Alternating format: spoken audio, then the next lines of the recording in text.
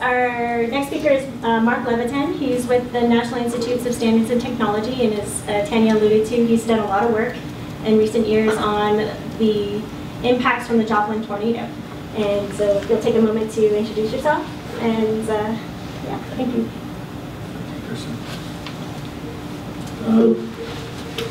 I'm part of the Texas Tech alumni group here that we have today. Chris and Tanya, maybe a few others in the room here. Good school to go to for wind engineering. But yeah, my background, I was at LSU for 20 years on the faculty of civil engineering, and founded and ran the Hurricane Center there. And about 4.5 years ago, moved up to NIST to lead NIST's National Institute of Standards and Technology, part of the U.S. Department of Commerce, to lead their efforts under the National Windstorm Impact Reduction Program. And right after I arrived, just a few months after I arrived, the Joplin tornado occurred, and so that was, we spent nearly 3 years doing a significant technical investigation of that, and I'm going to give you just a few slides about what we did there, and then focus on what are we doing towards implementing the recommendations. So I'm not going to get too much into the damage Tanya said, but what the results of what all that damage was, and why are we going to, what changes we're making in code standards and practice. Just a few second recap.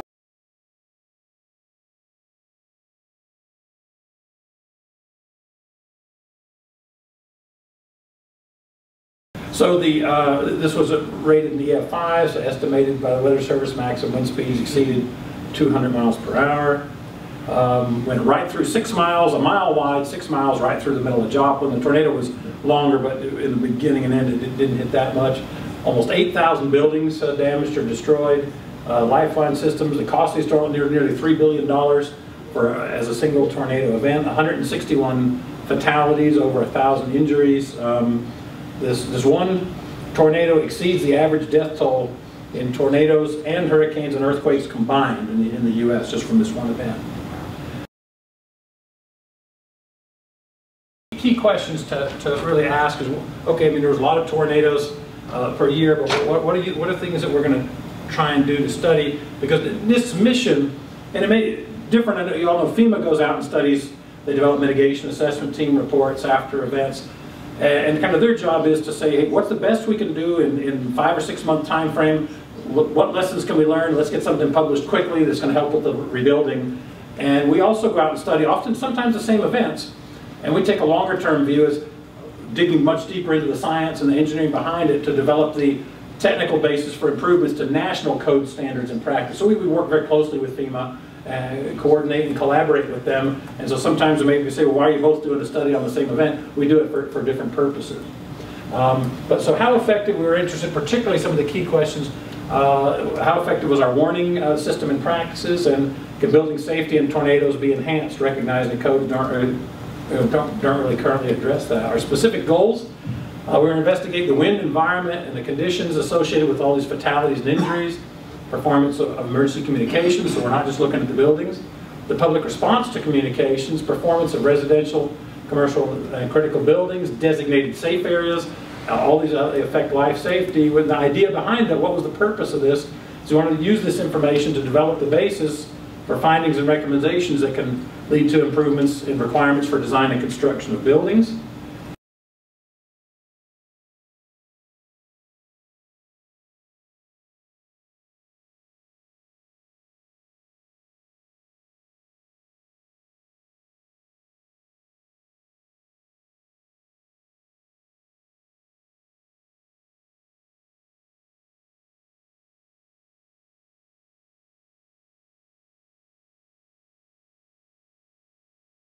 Really somewhat unique in that it was the first study to really bring together study of the storm characteristics, the building performance, emergency communications, human behavior, and how each of those interacted with life safety and contributions of each of those to injury and death. So we ended up with 16 recommendations broadly for improving work that we need to do to improve tornado hazard characterizations, improve building and shelter design and construction for tornado-prone regions, and emergency communications. So now I'm going to go through briefly a few of the highlights of the recommendations and what progress we're making on implementing those.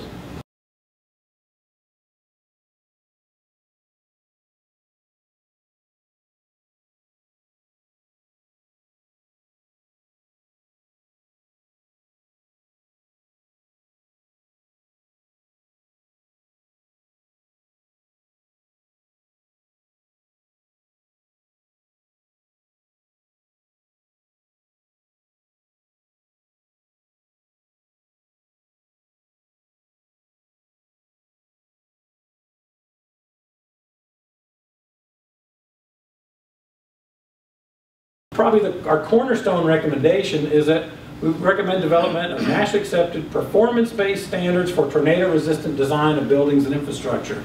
And I guess the question is it any surprise that we have all this damage and destruction and death from tornadoes, because tornadoes aren't part of the building code? Unless you're building a safety-related structure at a nuclear power plant, or unless you're building a tornado shelter or a safe room, the word tornado doesn't appear in the building code. It doesn't appear in our design standards, so we shouldn't really be surprised, and we need to start considering. And when we talk about this is sort of a conceptual idea, borrowing from how things are done in seismic, performance-based design for different type of structures, critical facilities down to more modest type of buildings.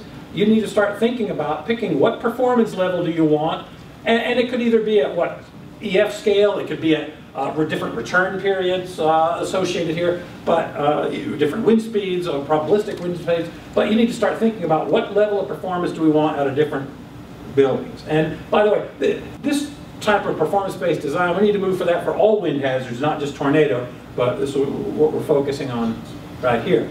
So progress on implementation. So we published our report a little more than a year ago. We're working right now towards making changes in all of these various standards, codes, and guidelines that are listed up here. We have a significant effort where we hope to have a totally separate chapter for tornado design in ASCE 7. That's our national standard for loads on buildings. The ICC 500, the 2018 or 19, the next edition of storm shelters, we want to explicitly be able to address a retrofit of buildings for that, which we don't address now. We've actually we're working with a couple of new standards. We worked one on estimation of wind speeds in tornadoes through ASCE, working with NFPA on some things about safety and sheltering for a new standard they have here. We've got some code changes that we'll see, and I'll brief you a little bit more on each one of these. Some code changes in for the 2018 IBC to enhance requirements for storm shelters, and some guidance documents here. One of them actually is already published, and we'll go through those a little bit more detail. One of them, and so I'm not hitting all our recommendations, just giving you some highlights here, but one of our recommendations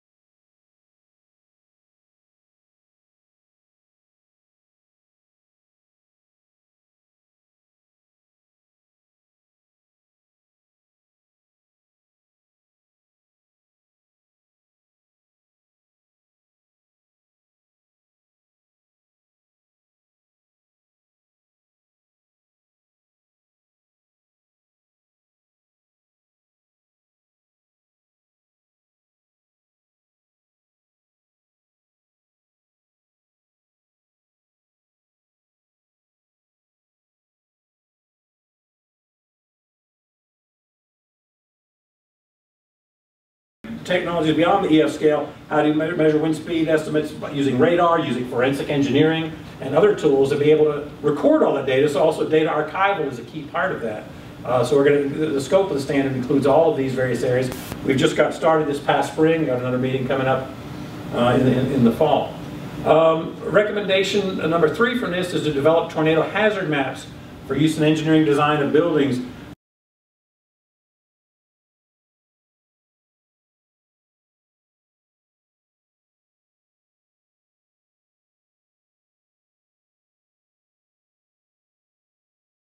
Project to reanalyze the entire NOAA tornado database, account for some of the biases in there, analyze what we're learning from the radar data, from these mobile radars that go out and study the tornadoes. What do we learn about more of the detailed structure of the wind field? And so sort of using a state of the science review and take all of that information over the course of the next few years to develop much better tornado hazard maps. And I'll tell you right now, even though the point probability, as we know, of a tornado hitting an individual structure is low, the likely that the probabilities that we're going to find are going to be several times larger than than existing maps have accounted for. All the biases that we're finding population bias, tornado measurement bias, observation bias, etc. They're all on the low side. And so everything that we have is unconservative.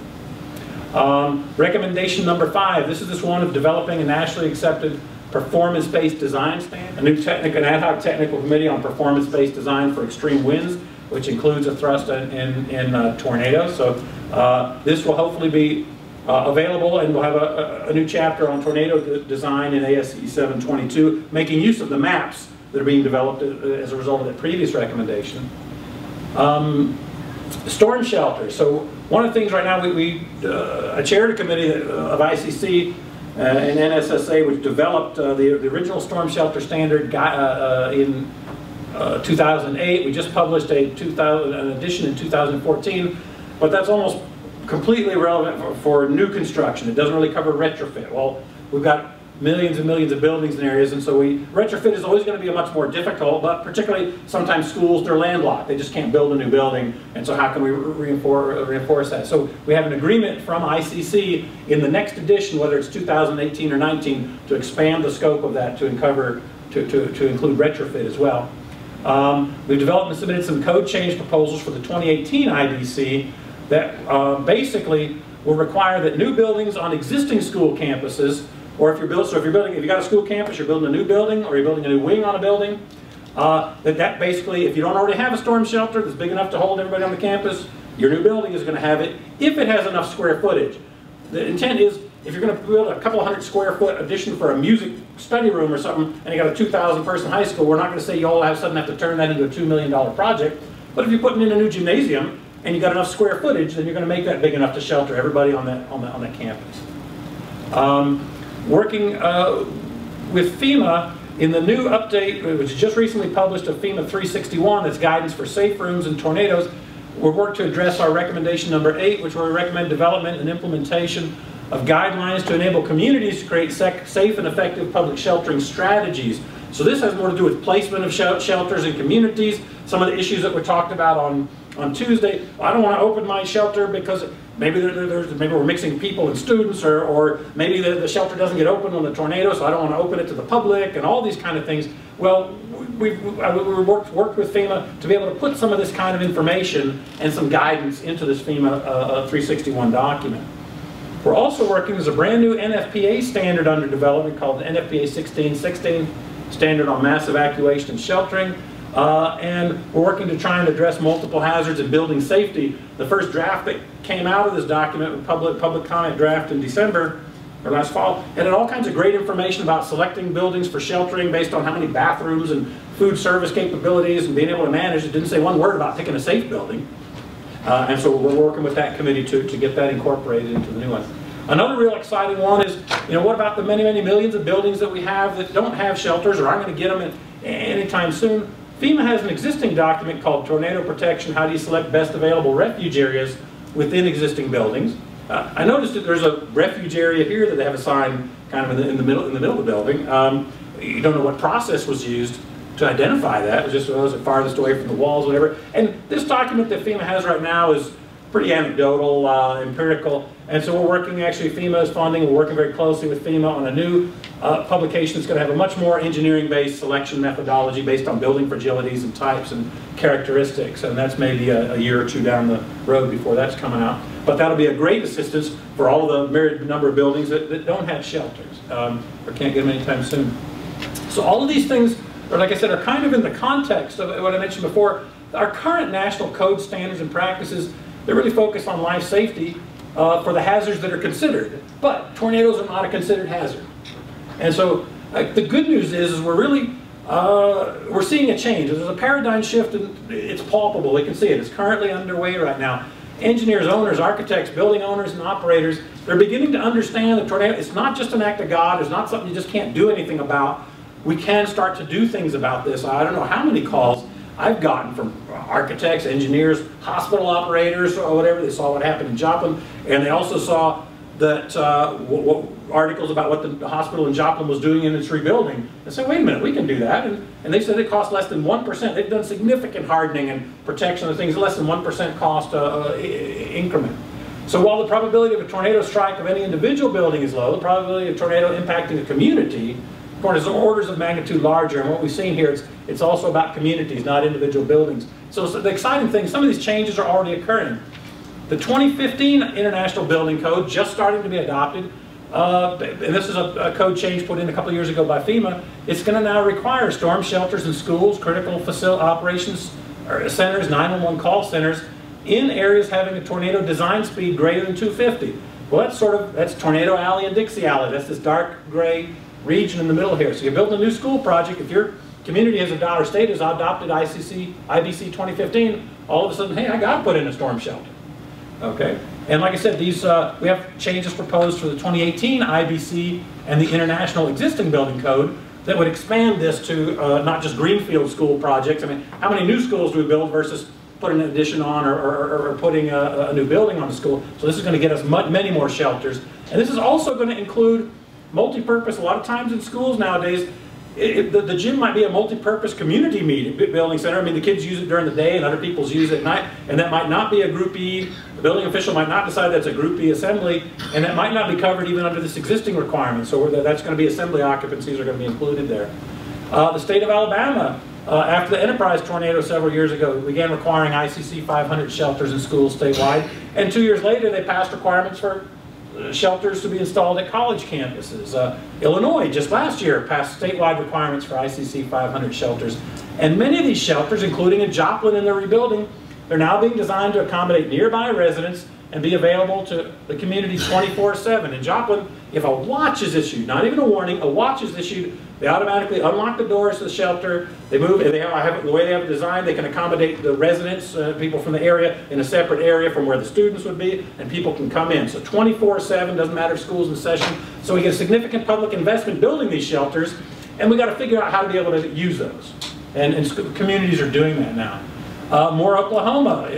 We've heard they've recently adopted some new residential building code provisions to get something nominally equivalent to like a 135 mile/hour design wind speed, which would get us some significant tornado resistance. Like I said, the hospitals, other hospitals are starting to do and consider doing what the St. John's in Joplin has done. And also, not just in structural engineering, changes are happening. Some of the area communities, I really cut out most of the things on communication out of this talk. One of the problems in Joplin is they blew the siren twice. And some people thought the second siren was an all clear, because in some communities they blow the siren as an all clear.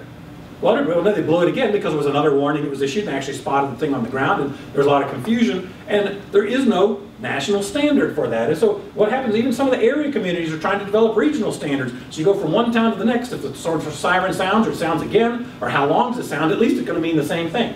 And so I think we've really reached this sort of a paradigm shift. Things are changing on the ground, and I've just kind of give you kind of a summary of what some of the things that NIST is doing to help move this along. So thank you very much for your attention. I'm going to have to leave in a few minutes. I've left some cards up on the front here, though, if anybody's got any questions or wants a copy of the Joplin report or the CD or anything like that, you can come up and grab one of those cards afterwards. Do you have time for one or two questions? Yeah. Okay, so we'll go ahead and take one or two questions for Mark before he has to leave. Is the Joplin report online? Yes. Do you think there's enough political will to get more shelters in mobile home parks and areas with lots of mobile homes? I might just defer that question to someone who works more in that area. I can talk about the technical requirements, but I certainly hope so. It's really, really needed. As it turns out, strangely, there wasn't a single manufactured home that was hit in Joplin, just due to the nature of that community and where it went. But certainly, in general, those homes are more vulnerable because they don't have as much strength as even regular stick-built, site-built homes. It's really needed. But it really didn't matter in Joplin. It took everything. Well, a lot of buildings are completely damaged. But half of the 8,000 buildings had a lot of damage, but they weren't gone, right? And so that's the other thing, and like with this more, with other ones, if we can build them a little bit better, we're not necessarily talking about building everything's bunkers, and maybe we can take the ones that had modest damage, and maybe those are not damaged at all, and the ones that were completely leveled, maybe those have at least some parts of the building that survive, even if they didn't have a shelter inside, if you've tied them together with some hurricane clips and other things that are relatively lower cost. Again, the direct hit by the EF5, that's going to take more than that, but even fairly modest changes are going to get you a lot and shrink the pattern of damage all across the range of wind speeds that we have across the tornado. Because of course, an EF4 or 5, only a few percentage of the total amount of the damage area has EF4 or 5 damage. It's 3, 5, 7%, 10%, 15%. The rest of it sort of gradiates out as you move away. And so most of the area, even in an EF4 or 5 tornado, only sees EF1 or 2 winds. Most of the area that's impacted. One other question. More Oklahoma. Is their code anything like what Joplin developed, or? No, Joplin has not made, to my knowledge, not made any significant changes to their building codes post-storm, but more has. Okay. Now, having said that, though, Joplin, and I've studied more in hurricane country, but some tornadoes, a lot of years and a lot of damage investigations over the years. Especially for a town its size, Joplin had an excellent job. They had records going back to the 1800s of code adoption and enforcement. They were always adopting the latest model codes, and from what we could tell, they had good adoption and enforcement of the national model codes. The problem is the national model codes let them down because they don't say the word tornado, and we haven't thought about that, and hopefully we're going to be changing that. Mark, has NIST worked at all with the Weather Service on finding the optimal length for lead time for a tornado warning? In the El Reno event, you had a very long lead time just in this tornado warning. People got in their cars and took off, and it creates a more hazardous situation to have people in their cars. I wondered if you talked about that at all. Not on specifically on trying to look at what is an optimal lead time. One of our recommendations, I didn't show it here, was, which is really something that the Weather Service, and again, one of our authors was from NOAA Severe Storms Laboratory, is to develop probabilistic to our polygon system, but still, it's still a binary system. You're either in a polygon, which means you have a warning, or you're not in a polygon and you're out of the warned area. But if you're, in the center of that polygon where the storm is, you might have 80 or 90% likelihood that the tornado is going to hit you there, versus if you're in some far corner of that polygon, you might have 2%. And so, to be able to develop this gridded probabilistic forecast information, which then broadcast media can use to develop more meaningful guidance. And with everybody's got smartphones now and applications on smartphones, you'll be able to, again, help people to understand what the risk is even within that area. But in terms of understanding if there's some optimal time, or if they think there's going to be a warning and not giving it out because there's too much time, whatever. No, I think that the real answer, pardon me, I think the real answer there is on the community guidance, on training and educating people what they're supposed to be doing in the different situations, and then having an infrastructure with shelters and identified refuge areas that's going to support that, so people can make the best decision that they can. But yeah, certainly getting in your car, getting stuck in traffic is never going to be a good decision.